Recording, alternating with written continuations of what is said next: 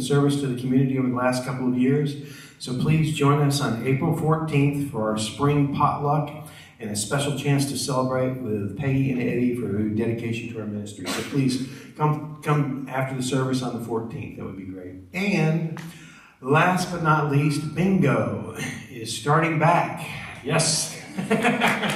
Yes. So this Thursday, we'll put out an email, but this Thursday we're getting back to it since it stays light longer and it's warmer. So Thursday evening we'll have bingo downstairs. And remember that all the proceeds go towards paying down the mortgage. So it is not only a good time, but it's for a good cause. So thank you very much.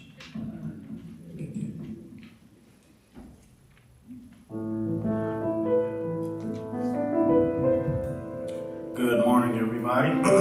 If you will, right where you are seated, join me in a moment of affirmative prayer. In this sacred space, we allow our minds to become aware of pure being, recognizing that where we are, God is, and where God is, life is. And so on this Easter Sunday, we give honor for the power of resurrection. We give honor for the presence of all that is good. We affirm that this service is blessed. We affirm that we are blessed, for the ground where we stand is holy. We declare blessings on those that are on their way here. We speak blessings on our week, and we allow the presence of God to bless, heal, guide, and deliver. In the name and the nature of all that is holy, we pray. Amen. Amen.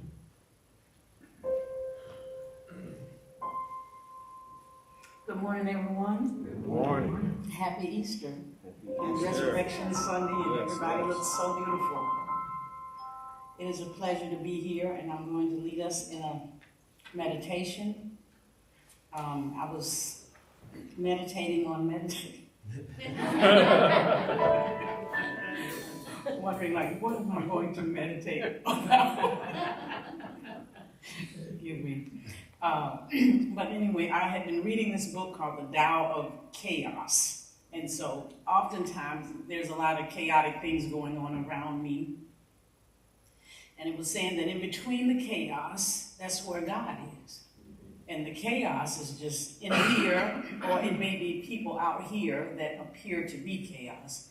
But just find the space between that and center in that. So I invite you this morning to center. You may close your outer eyes and just focus on your breath.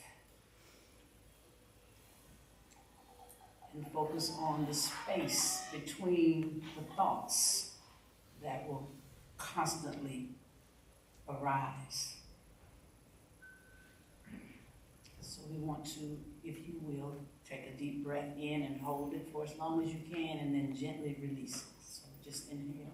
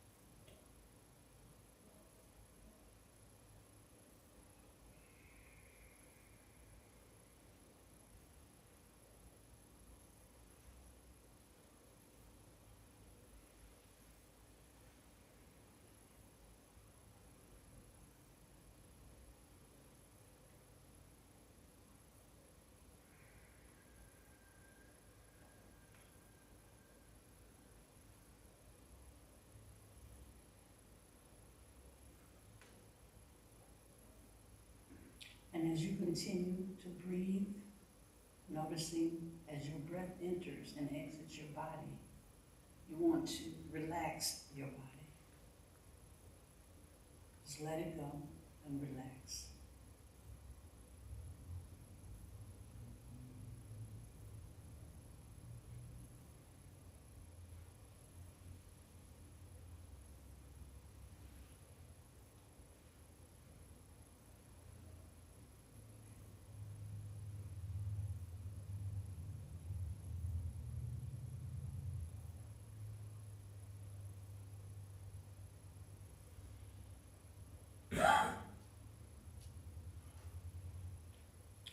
feel free, if you want to raise your hands up and relax your shoulders, you may do so. Even if you want to stand up, you may do so. To move your energy, move it, circulate it in this space that is God.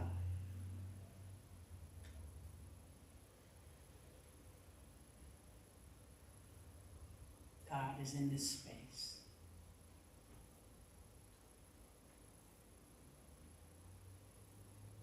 God is in this space.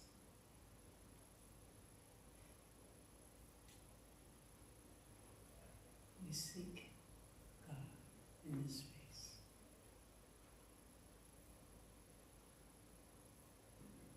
We find God in this space.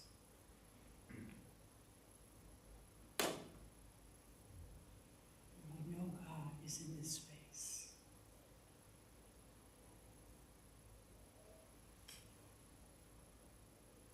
Because we are in this space.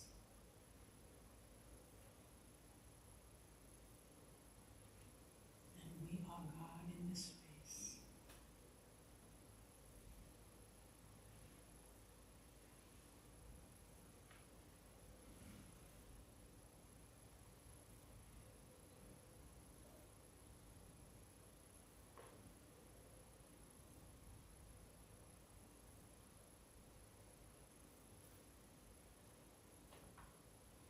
And we feel the renewing energy of God, the raising of our spirits, the raising of our faith, the rising of our commitment to being in this space, acknowledging God in this space.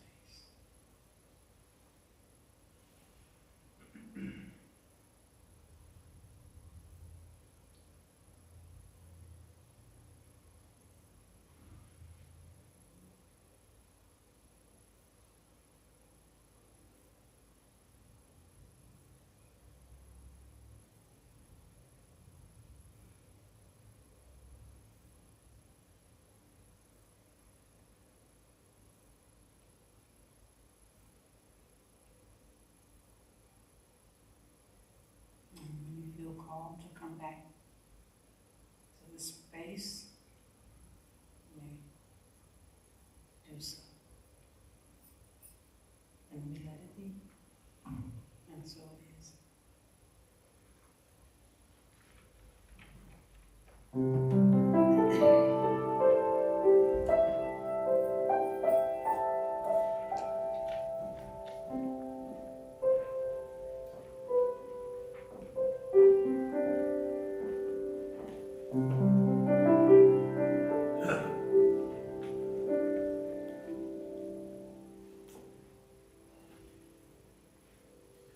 So today, let's all rise and find your sheet and join me in the Song of Easter.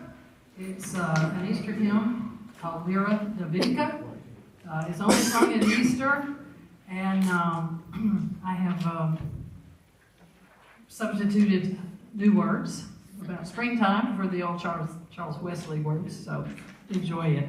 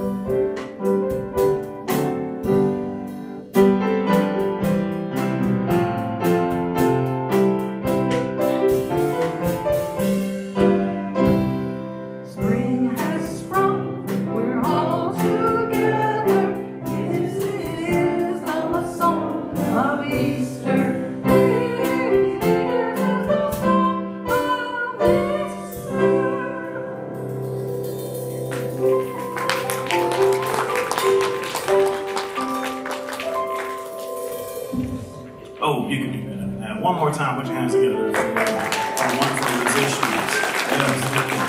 Thank you. And I'm going to violate my inner introvert, if you will. Let's honor our dear sister. We praise God for her healing. Put your hands together for Sister Jolie and family.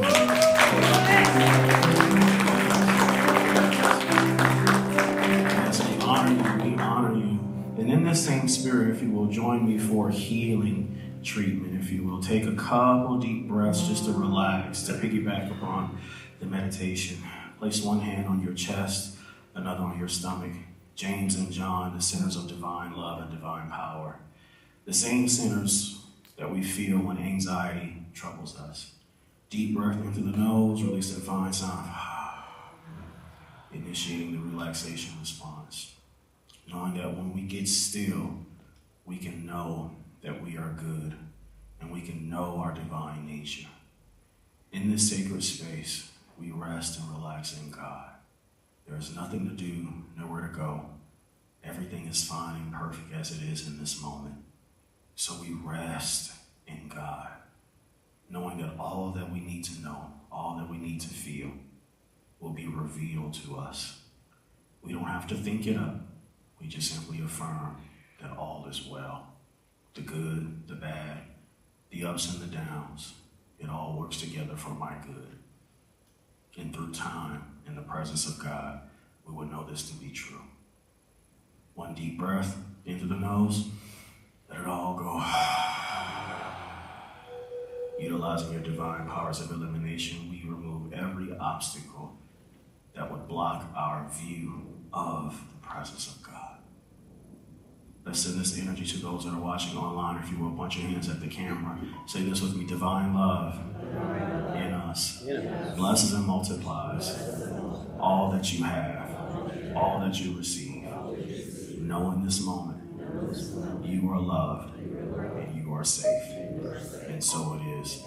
Our ministry is supported by partners like you. Remember to log on to unitybham.org and click on giving. Moderators are standing by. So if you do have a prayer request, post it in the chat box and we will pray for you. For those that are in-house, if you are in need of prayer, we do have our prayer chaplains here. Put your hands together for Sister Karima.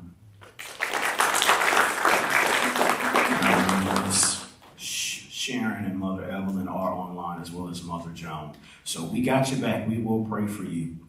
Prayer is important.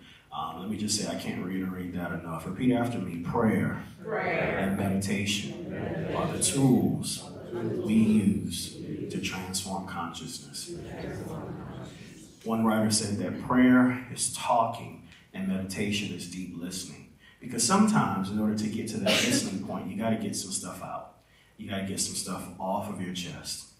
And through that letting go, through your power of elimination, what you are doing is you're not begging or coercing an absentee stepfather, as I like to say.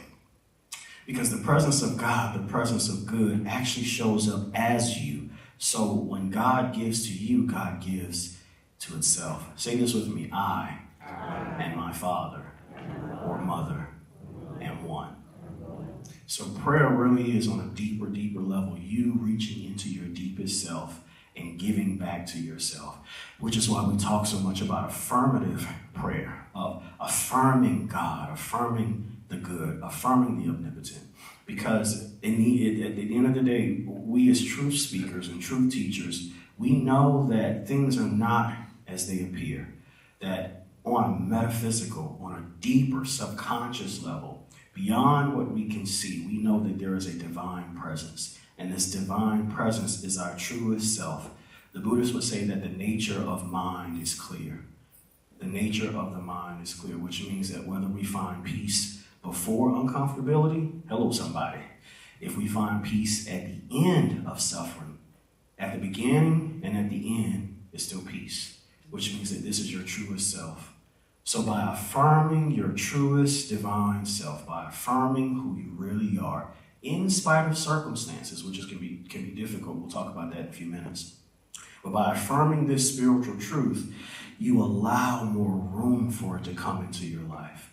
And then you are able to not just worship God like some might be doing on Sunday morning, but you begin to walk in and with and through your divine nature. You recognize that divine intelligence isn't just something that exists outside of you, but you are intelligence. You are the divine nature. You are one with God, moving through the earth. Say this opening affirmation with me. I and my Father and Mother are one. And you got to remind yourself of this every day, because circumstances will make you forget your oneness if you allow it to. So you hang on to that reality. You hang on to that affirmation. And every day you live the best that you can. One step forward, 1 foot at a time. And that is what Resurrection Sunday is all about. Charles Fillmore said that demonstration is the key to all of this stuff that we talk about in truth teachings. Say this unity affirmation with me. It's not enough to know the truth, but we must live the truth that we know. So on a personal level, I've often asked myself, what good is it to have all of this knowledge about all the mystical teachings and about all the mysteries in life if I can't do anything with it? Which is why the Fillmores talk so much about practical Christianity or practical spirituality. What can I do with it? What can I do to change my life? Or in the words of the seeker who came to Jesus by night, what must I do to be saved? In other words, what can I do to save myself, to save my life? And the answer is every day, 1 day at a time. Live the best that you can. Live your life to the fullest. I have come that you might have life and might have it more abundantly. And this I is the dawning of consciousness. It's the dawning realization that in spite of everything that happens, I am infinitely loved, that I am okay. And it's tough. You look at circumstances and you say, I'm okay. And you're like, oh boy, I'm nervous. I'm okay. And then you have to say it again, I'm okay. I'm okay. I'm okay. It's like, clearly you're not. Nope, I'm okay. I'm okay. But through the constant affirming, you learn that your sheep follow your voice. So spiritual practice becomes an element of training and discipline and reconditioning the mind to not respond to circumstances, but to react to them. Because by responding to circumstances, life hits you and then you fight back. And then your nervous system gets wired. You know, they say in brain-based stuff, neurons that fire together, wire together. So you get reacted. You get literally wired to fight, to flight, to run, to freeze, to lay down. But on this Sunday, one of the major takeaways that I want you to take back to the house is that you can live. I mean, you can really, really live a good life when you put these teachings to work. Now say the title with me, Your Best Effort. The title of this message is Your Best Effort, and it seems like it's not really a Sunday morning Easter service message, but it really is, because at some point, the sacred services that we have to really meet our personal life. God and you, if I can depersonalize God, have to have a conversation, and there should be a union where God and you become one, that affirmation that we said earlier. And through saying that over and over again, you start to really look at your life through the eyes of God. What if I can look at the circumstances of my life, even if the circumstances of my life don't change, but what if I can begin to see them with new eyes? That's the power of truth teachings. You begin to see your life through the eyes of God. And when you see your life through the eyes of God, the entire world changes. Things that have died can come back to life. That's the mystery of the Easter experience, or the resurrection experience. You discover that life is constantly going and coming back. The going stuff hurts when we're used to things being this way, as I talked about on last Sunday, and then things change. People change. Our minds change. We grow. And so we use, at some point in our spiritual evolution, our spiritual knowledge and all the conscious information we have to fight the change. Say this with me. Don't fight the change.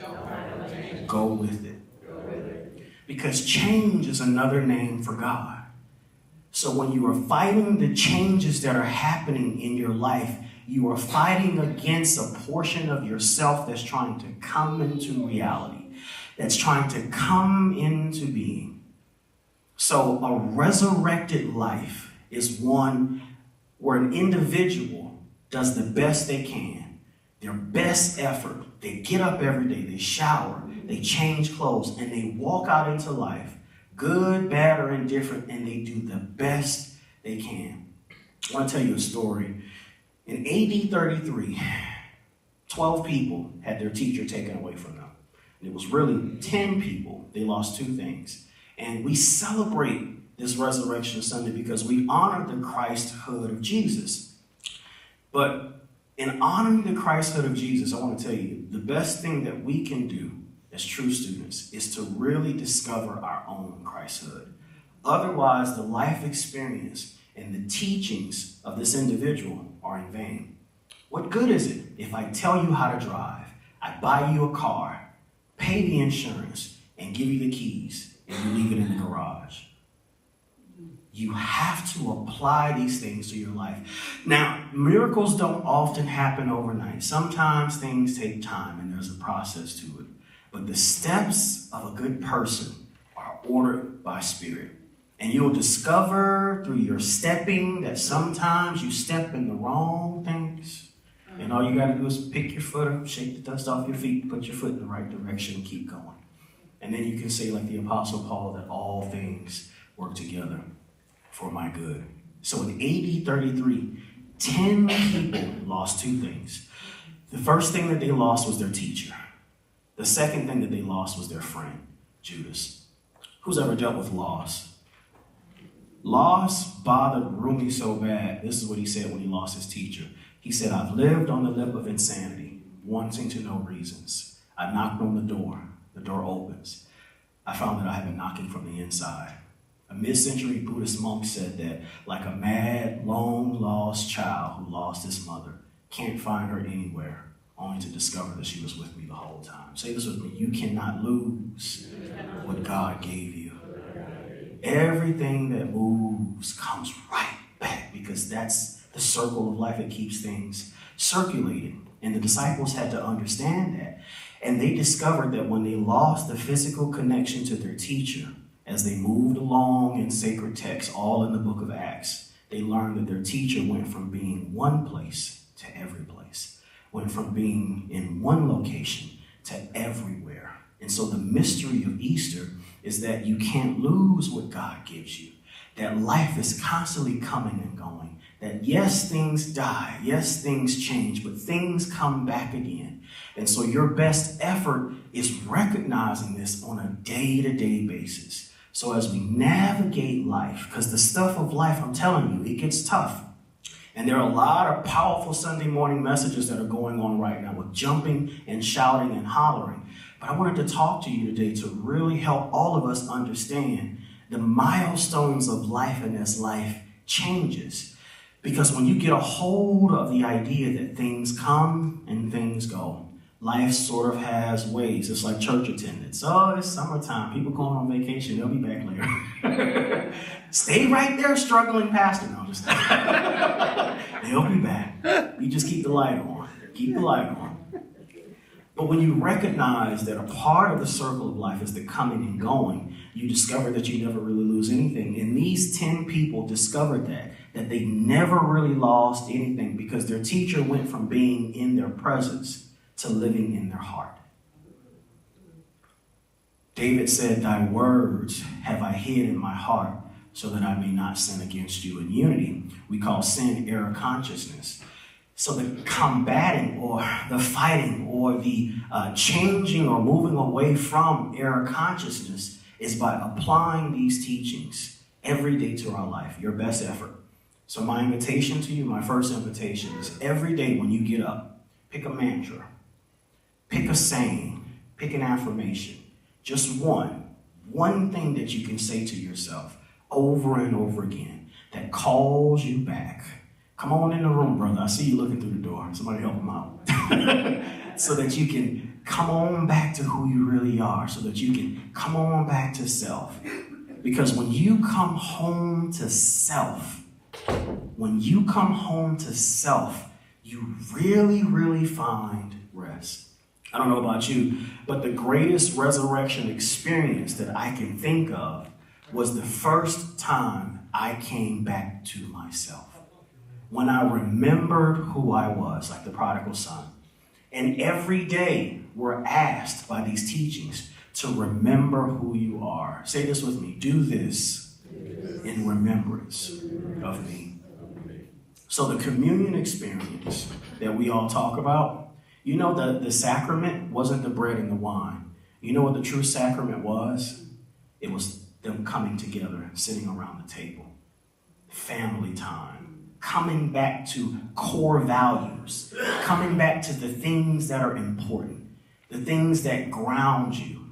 Watch this. The things that make you a person. Because although you are a divine being, you still have personal needs. So how do you rationalize, how do you balance on this Resurrection Sunday your personal needs and your godly needs? I can tell you, you see them as both the same. When you take care of this body, when you take care, when you can, your body of affairs, and when you take care of the bodies that are around you, you'll find that the presence of God takes care of you. Jesus said that when you offend one of these little ones, you offend me, because you recognize that the face and the presence of God is everywhere. And so your invitation is to live the best life that you can. Life may not be what you imagined it to be, but don't stop imagining. Because through the power of imagination, the world changes. And here's the mystery. Imagination opens you up so that you can see all the limitless possibilities. And then yours to do is to trust the divine intelligence that is within and as you, and it will select through your own hands the reality that you need for your growth. Say this with me. This or something better. All of these affirmations that we say, they work to change our consciousness and they work to change our minds, but they give us the tools to recondition our life. Because if we're not actually applying these tools to our life, then what are we doing in spiritual community, you know? So the changes that we make in life, like the disciples, sometimes those changes are big, sometimes those changes are small. After the loss of their teacher in AD 33, some of the disciples went off. Peter went off his place. Thomas went to India. Peter tried to be the head of the church at Jerusalem, but James eventually became the head of the church at Jerusalem. Then eventually Paul came along and said, I'm bigger than all of y'all. So there was competition and strife. And they said, Paul, you go to the Galatians and go to the other folks who haven't heard the gospel, while we'll go over here. And then in Corinth, Peter came over and double dipped. And Peter said, I'll leave you alone, Paul, as long as you send us money. But then Paul stopped sending the money, so Peter came over into Corinth and stepped into Paul's territory. So there was all kinds of stuff going on in AD 33, right after the death of Jesus, and then subsequently after, as other people came on the scene. In other words, people were being people back then in the first century.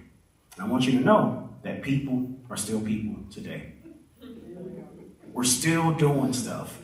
We're still living the best that we can. We're still getting on each other's nerves. We're still talking about each other because we probably won't stop that. Girl, you saw what she had on? I don't know why you wore them coats. They don't match. Because this is just what people do. But I want to tell you, the presence of God lives in the person who listens and in the person who talks. God is still there. So in living your best life and living the truth that you know, your goal or your job is to envision a better world by applying these teachings to yourself, letting them become a part of your creed, your core values, who you are, and then applying them to the world, looking at a person and seeing the face of God, seeing divinity. Oh, but I can't help because they did this to me, they did that to me. I want to tell you some truth, and you can find this right around that same time, during that resurrection time. It was difficult for the disciples to forgive Judas because of his betrayal of the community. And it's a lesson that we all have to practice, because it's easier to forgive a stranger. It's tough to forgive a friend. But Jesus said this. Jesus said, turn the other cheek. Say this with me, turn the other cheek. Turn the other cheek is an invitation. to live your best life and to find new perspectives, to find things in your life that actually work, to say the things that invite people in, to say the things that are more inclusive, to say the things that remind people that they are loved, that they're cared for, that they're respected, that they're honored, and that they deserve a place at the table. To be an ally, and watch this, when you see as an ally that there's no room for your friend at the table, you go and build a bigger table. Because say this with me, we're building a world that works for all.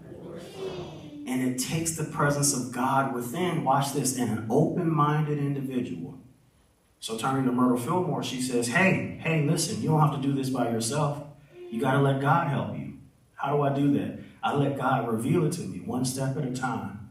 In fact, in How to Let God Help You, we talked about this a couple weeks ago. She says, stop with your meditating for a minute. I'm ad-libbing. Stop with all of your spiritual stuff. Just sit and rest in God and let God reveal it to you. And you'll find that it's not by might, sacred text, not by power, but by spirit. So parenting becomes an act of God.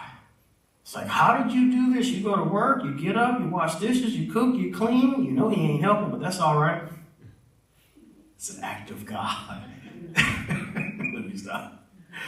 Everything that you do in this life, you do with the help of God. So you take the presence of God with you. This is what the power of the resurrection is all about. It's about taking what you need with you as you move along. And then you'll see the resurrection isn't just something that happened in AD 33. The resurrection is an experience that I encounter daily. Because every day the presence of God lifts me up. Say this with me. When I lift myself up, I will draw everything I need unto me. So you lift yourself up. When you get down, sure, take a knee and rest, because we all feel down sometimes. When you're hurting, take a knee, tend to that. But have an escape plan. Lift yourself up every day. Return back to that awareness of who you are, and you will find that in the downtime, if you can open one eye and look around, there's a space there that you never discovered before. Something in you gets hollowed out. But what happens to us is we close down during those dark moments. The disciples did it. When they lost their teacher, they were in mourning. And then all of a sudden, he appeared in front of them behind a locked door and said, friends. And they were like, dude, what happened? Right? And then Thomas didn't believe, doubting Thomas. So he said, stick your finger in my womb. Now watch this. This is some heresy, but I can say it here. Thomas's nickname was Thomas Didymus, meaning Thomas the twin. He said, put your hand in my womb. You have to ask yourself when you look at these stories, why is it that Thomas, out of all the disciples, could get close enough to Jesus to stick his hand in the womb? Nobody but family can hurt you like that.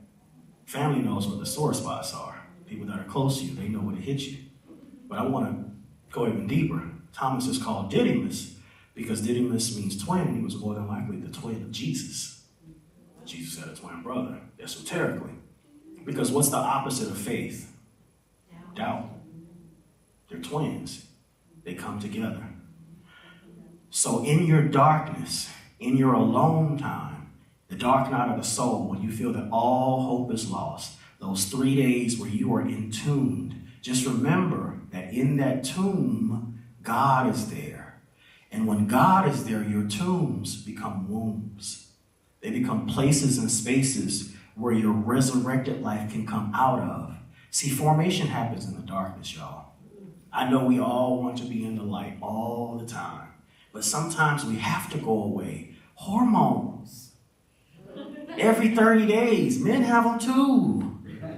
Yes, man, hormones. Biological changes, chemical changes in the brain. You like this today, you don't like it tomorrow. The sun comes out, you're happy. The sun goes down, you're sad.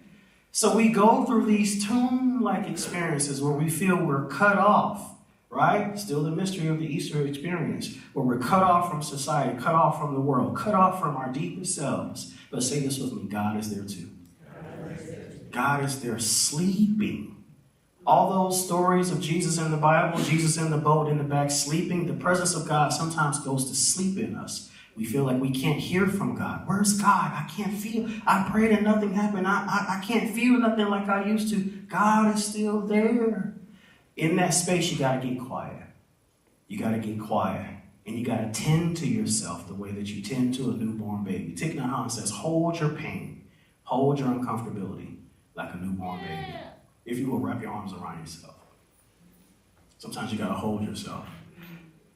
And in that experience, in those tomb-like experiences, a depth happens, you can rest.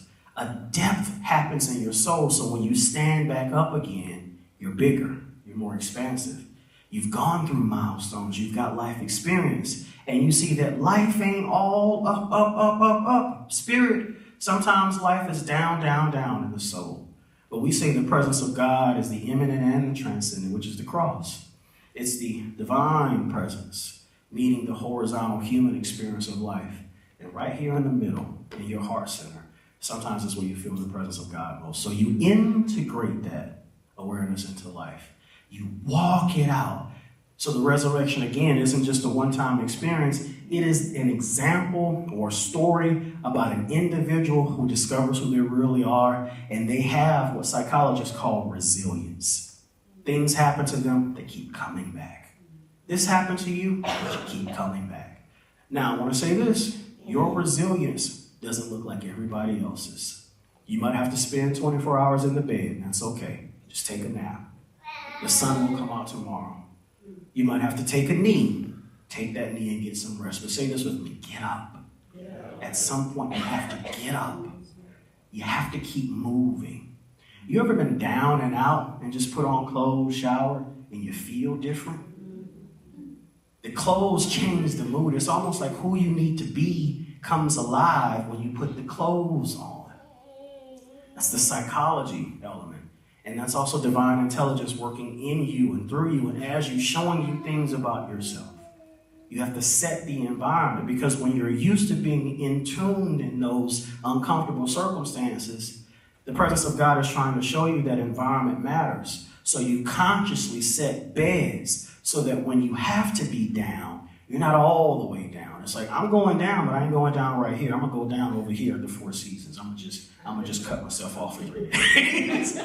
I can cry on some nice sheets and look at the pink Financial Times. That's okay, right? That's all right. You start to become aware of how this thing works. And then guess what? You get better. Resilience happens. You start to come alive. And you start to feel what all of the stories that we're talking about when we talk about this resurrection, this resurrection, this resurrection. Are we talking about physical bodies coming out of the ground? Not necessarily. We ain't talking about that. We're talking about what happens when the soul awakens, when the soul hears the voice of God calling from within, the way the presence of God said, Lazarus, Lazarus. Lazarus got up because he heard the voice of God speaking. So you, as the presence and the embodiment of God, have to call yourself up every day through your prayer, through your meditation, through your journaling, through your writing, through your storytelling, through your workshops, through talking with that friend, going out to lunch and breakfast. You come alive. And if you're smart, you become aware of the things that bring you life, and you will put them into your life as much as you can. So in conclusion, so I'll wrap this message up. Again, my invitation to you, find one thing that brings you life, one myth, one story, one mantra, one teaching that you can speak to yourself over and over again. And you will see that the resurrection isn't just a one-time event that happened in the first century, but it's an experience that God within invites you into every day. Thank you for listening. Peace and blessings.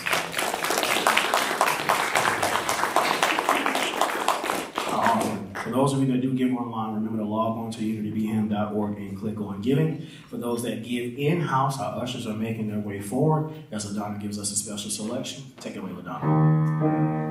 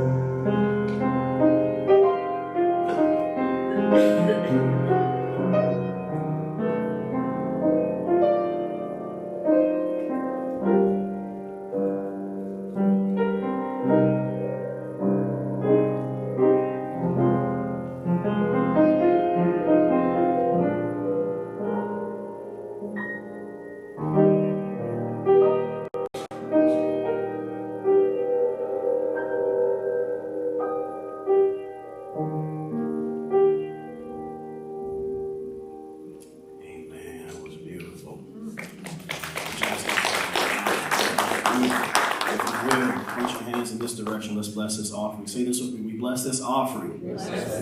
We affirm it will be used for the building of this ministry. We bless the givers. We declare their finances will return back to them with good measure, pressed down, shaken together, and running over. And so it is. Put your hands together for yourself. All right, if we could all stand for Let There Be Peace on Earth.